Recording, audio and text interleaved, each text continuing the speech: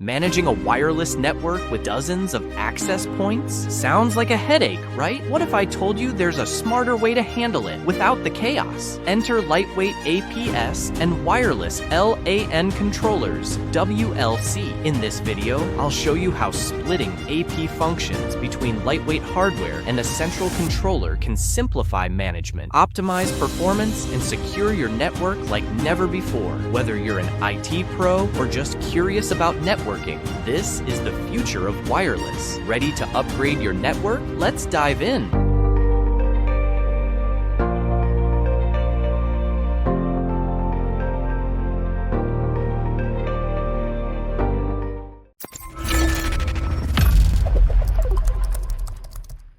An autonomous access point could be defined as a device that operates independently, that is, in isolation.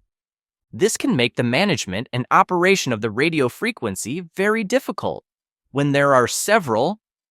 As a network admin, it is up to you to select and configure the channel used by each access point and even to be able to detect APs that could interfere. You will also need to manage the transmission power levels to ensure that the wireless coverage is sufficient, that it does not overlap too much on the others, and there are no gaps in the coverage, even when an access point fails.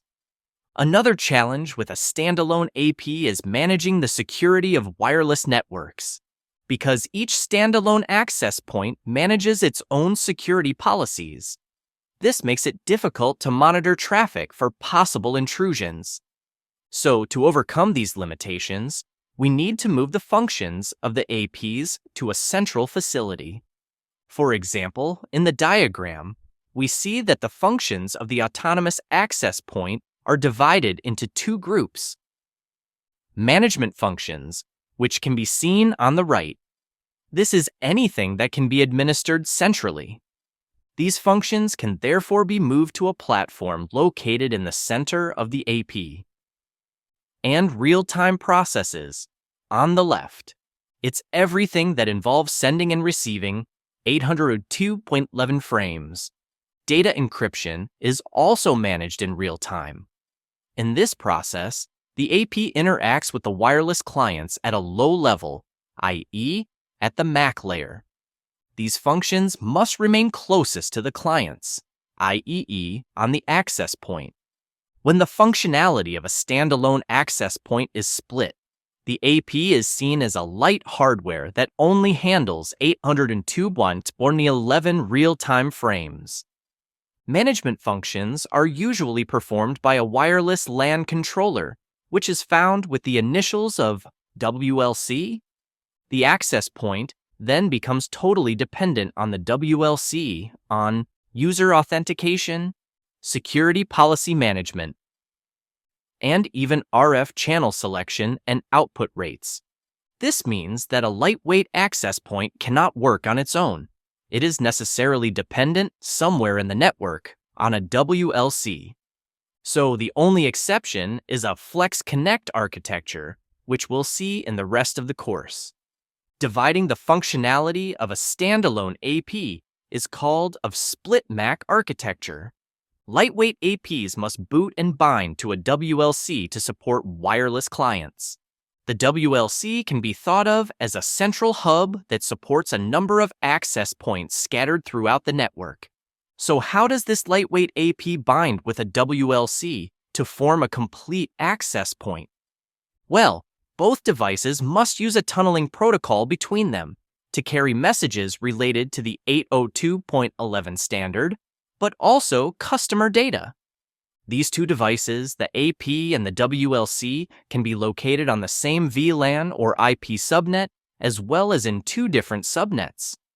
The tunneling protocol, represented by the initials of CAPWAP, will control and provision wireless access points, thanks to the encapsulation of data between the LAP, which is the mild PA, and the WLC in new IP packets. This data, which is tunneled, can therefore be switched or routed through the network. As can be seen in the diagram, the CAPWAP is in fact composed of two very distinct tunnels. We have the control messages, which carry the exchanges, used to configure the AP and manage its operation. These messages are authenticated and encrypted, allowing for secure transport through the tunnel. And we have data, which flows between wireless clients and their access points, to which they are associated. Packets are transported over the data tunnel, but are not encrypted by default. When data encryption is enabled for an access point, packets are protected by the DTLS, Datagram Transport Layer Security Protocol, which is simply based on the TLS protocol, as it provides very similar security guarantees. Each AP and WLC must authenticate each other before becoming part of the wireless network, with digital certificates such as X.509, which are pre-installed as standard on each device. This process ensures that no one can add an access point to the network without permission. CAPWAP tunneling therefore allows the AP and WLC to be geographically separated. What's interesting about this type of architecture is that the Layer 2 connectivity is broken between the AP and the WLC. If we look at the diagram, we can see that the VLAN 100 exists in the WLC and also in the air, with the SSID 100, but not between the AP and the WLC. This is because the traffic associated with SSID 100 is transported through the network infrastructure, through the CAPWAP tunnel that has encapsulated the data. This tunnel, which is located between the IP address of the WLC and the IP of the access point, allows all tunneled packets to be routed to Layer 3. There is therefore no link between the AP and the WLC because the encapsulated VLANs are enclosed in the tunnel as Layer 3 IP packets, rather than individual Layer 2 VLANs. And where the interesting thing is, unlike an architecture with full access points, is that as the wireless network develops and evolves, well, the WLC will simply build plus CAPWAP tunnels to reach the new APs. As can be seen on the diagram that illustrates a network composed of 3 LAP points. Here, each AP has its own tunnel to the WLC, which is centralized to it. SSID 100 can exist on each AP, and VLAN 100 can reach each AP through the tunnel. We will now detail all the advantages compared to a traditional standalone access point, which can be offered by an architecture containing CAPWAP tunnels. That is, built from a WLC to one or more LAP points. We have dynamic channel allocation. The WLC can automatically choose and configure the RF channel used by each AP based on the other active access points in the area. We have an optimization of the transmit power. The WLC can automatically define the transmit power of each access point according to the coverage area. We have self-healing wireless coverage. That is to say, if an access point or its radio antenna dies, that is to say that it fails, then the coverage hole caused by this loss will be healed, i.e., restored, by the automatic increase in the transmission power of the access points in the vicinity. We also have very flexible customer roaming.